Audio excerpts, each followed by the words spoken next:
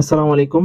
সপ্তম শ্রেণীর শিক্ষার্থী বন্ধুরা, গত পর্বে গুলোতে আমরা অনুশীলনী ১.১ এর যে ম্যাথগুলো ছিল সেগুলো দেখেছি।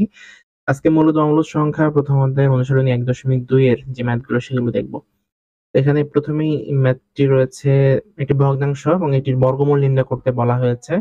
৩৬১ ভাগের ২৯৯ এর বর্গমূল কত? এটি নির্ণয় করতে হলে আমরা প্রথমেই যেটি করতে হবে, আমাদের যে অ্যান্সার শিট আছে সেখানে চলে আসি। আচ্ছা, এখানে দেখো ৩৬১ ভাগের ২৮৯ এটার বর্গমূল নির্ণয়। এটা কত হবে? এটা হচ্ছে এমসিকিউ প্রশ্ন। এটার বর্গমূল হচ্ছে ২৮৯ এর বর্গমূল হচ্ছে ১৭ এবং ৩৬১ এর বর্গমূল হচ্ছে ১৯। তার মানে ১৯ কে স্কোয়ার করলে ৩৬১ হয় আর ১৭ কে স্কোয়ার করলে ২৮৯ হয়। এখন একটা জিনিস খেয়াল করো, ২৮৯ কে যদি আমরা ভাঙাই তাহলে আমরা এভাবে লিখতে পারি ১৭ গুণ ১৭ এবং ১৯ কে ৩৬১ কে যদি ভাঙাই তাহলে আমরা লিখতে পারবো, বা আমরা এটাকে যদি আহ, কি বলে বিভাজন করি তাহলে আমরা পাবো ১৯ গুণ ১৯, তাই না? তো ১৯ গুণ ১৯, তার মানে আমরা জানি যে দুইটা একই সংখ্যা যদি তখন দুইবার গুণ হয় সেটাই তার বর্গ। তার মানে ১৯ গুণ ১৯ মানে হচ্ছে ১৯ স্কোয়ার। তো স্কোয়ারের রুট কাটা যায়, সেভাবেও করতে পারি, বা দুইটা ১৯ আছে, একটা ১৯ একটা ১৯ হবে যেহেতু বর্গমূল, তাই না? তাহলে দেখো এখানে ১৭ গুণ ১৭ এবং ১৯ গুণ ১৯ এর বর্গমূল যদি আমরা নির্ণয় করি তাহলে এখানে থাকছে ১৭, এখানে থাকছে ১৯। তাহলে বর্গমূলটি কত হবে? ১৯ ভাগের ১৭। তার মানে ১৭ স্কোয়ার যদি করতাম, যদি এখানে বলা হতো ১৭ ১৯ ভাগের ১৭ এর বর্গ কত, তাহলে হতো ৩৬১ ভাগের ২৯৯। এবার দ্বিতীয় প্রশ্নটিতে একটি দশমিক সংখ্যা দেওয়া আছে, এবং সেই দশমিক সংখ্যার বর্গমূল নির্ণয় করতে বলা হয়েছে। এখানে দেওয়া আছে ১.১০২৫ এর বর্গমূল কত? দশমিক সংখ্যার বর্গমূল যখন আমরা নির্ণয় করব সেক্ষেত্রে যে দশমিকটি রয়েছে প্রতি দশমিকের জন্য আমরা লবকে এটাকে আমরা হরে নিয়ে আসবো। হরে আমরা প্রতি দশমিক গুলো উঠানোর জন্য, যে দশমিকটি আছে দশমিকটি উঠানোর জন্য আমরা হরের কিছু মান নিয়ে আসবো। এই মানটি কিভাবে আনতে হয়? একটি দশমিকের জন্য ১ নিয়ে আসবো এবং যতগুলো ঘর আছে দশমিকের পর, ততগুলো ঘর বলতে যতগুলো অঙ্ক আছে প্রতিটি অঙ্কের জন্য ততগুলো শূন্য নিয়ে আসবে। এখানে দশমিকের পর ১ আছে, ০, ২, ৫, এখানে টোটাল ৪টি অঙ্ক আছে। ৪টি অঙ্কের জন্য ১ এর পর আমরা ৪টি শূন্য নিয়ে আসবো। আর যেহেতু বর্গমূল বলা হয়েছে তাই আমরা এখানে একটা বর্গ রুট ওভার সাইন দিয়ে দিব। এখন এখানে লব হচ্ছে ১১,০২৫ এবং হর হচ্ছে ১০,০০০। এখন ১১,০২৫ কে যদি আমরা বর্গমূল নির্ণয় করি, ১১,০২৫ এর বর্গমূল হচ্ছে ১০৫। তুমি যদি বর্গমূল করার নিয়মগুলো না জানো এবং কিভাবে খুব সহজে ক্যালকুলেটর ছাড়া বর্গমূল করা যায় সেটির ভিডিও আমাদের চ্যানেলে দেওয়া আছে, এবং এই ক্লাস 7 এর যে প্লেলিস্ট এগুলোর প্রথম চ্যাপ্টার না 1.1, সেখানে সেই ভিডিওগুলোতে কিন্তু বর্গমূল হাতে কলমে দেখানো হয়েছে কিভাবে বর্গমূল নির্ণয় করা হয়। তো ১১,০২৫ এর বর্গমূল হচ্ছে ১০৫ এবং হর হচ্ছে এখানে ১০,০০০। ১০,০০০ এর বর্গমূল হচ্ছে ১০০। যখন সংখ্যাগুলোতে শূন্য থাকে, একের পর শূন্য থাকে, তখন এইগুলোর বর্গমূল সহজে নির্ণয় করা যায়।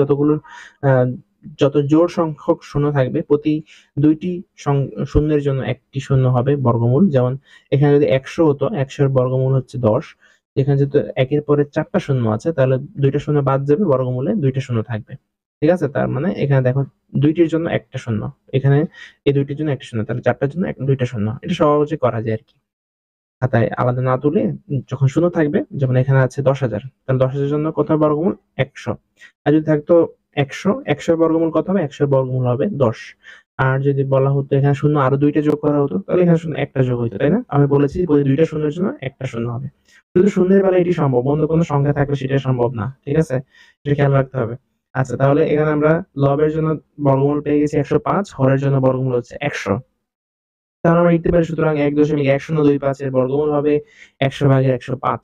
ঠিক আছে? তাহলে এটা যদি আমরা ভাগ করি, দুইটা শূন্যের জন্য এখানে ২ ঘর আগে, তাই না? আমাদের ভাগ করতে সহজ, ভাগের নিয়ম হচ্ছে দুইটা শূন্য আছে, দুইটা শূন্যের জন্য আমরা ডান দিক থেকে ২ ঘর পরে আমরা দশমিক বসাবো। ঠিক আছে? সবসময় এটা খেয়াল রাখবো, দুইটা শূন্যের জন্য ডান দিক থেকে ২ ঘর আগে। তাহলে এটা কত হবে? ১.০৫।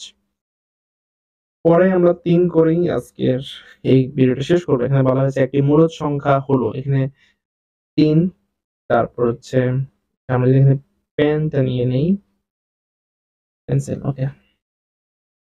একটি মূলদ সংখ্যা দেওয়া আছে, একটি মূলদ সংখ্যা হলো, কোনটি মূলদ সংখ্যা এখানে? শূন্য। পেনের কালারটাও চেঞ্জ করে ফেলি, কালার চেঞ্জ করা যায়।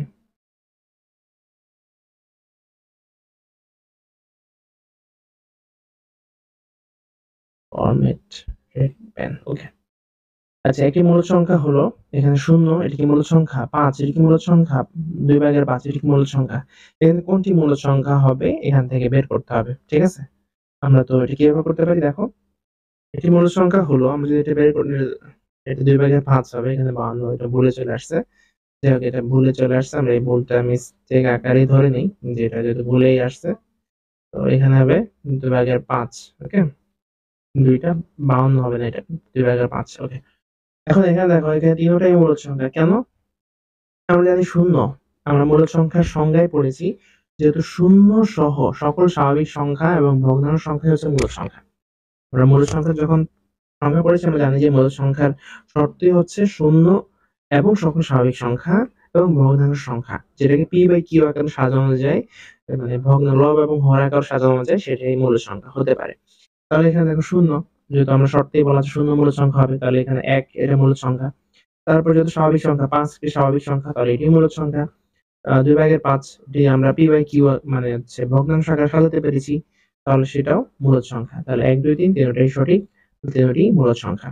ওকে, এই হচ্ছে আমাদের অ্যান্সার। পরবর্তী ভিডিওতে আমরা দেখব দুইটি ক্রমিক সংখ্যার বর্গের অন্তর 19 দেওয়া আছে, এটির সংখ্যাগুলো নির্ণয় করতে হবে। নেক্সট ভিডিওতে আমরা সেটা দেখব। Till then, take care. আর একটা কথা, আমাদের একটা ওয়েবসাইট রয়েছে taruturacademy.com.bd। এই ওয়েবসাইটে তোমাদের যাবতীয় যে বিষয়গুলো, সেগুলোর নোটিশ এবং বিভিন্ন গাইড বই এখানে আপলোড করা হয়। তোমরা চাইলে এখান থেকে গাইড বইটা ডাউনলোড করে নিতে পারবে খুব সহজেই। এবং বোর্ড থেকে যে নোটিশগুলো দেওয়া হয় পরীক্ষার বা বিভিন্ন সময়ে সময়ে যেই নোটিশগুলো তোমাদের জন্য গুরুত্বপূর্ণ, সেগুলো আমাদের তালুকদার একাডেমি যে ওয়েবসাইট রয়েছে taruturacademy.com.bd, সেখান থেকে ডাউনলোড করতে পারবে। তো তোমরা এই ওয়েবসাইট ভিজিট করতে পারো, মোবাইল থেকে বা ল্যাপটপ থেকে যে কোনো জায়গা থেকে ভিজিট করতে পারবে এবং তোমাদের প্রয়োজনীয় জিনিসগুলো এখান থেকে দেখে নিতে পারবে। ধন্যবাদ সবাইকে।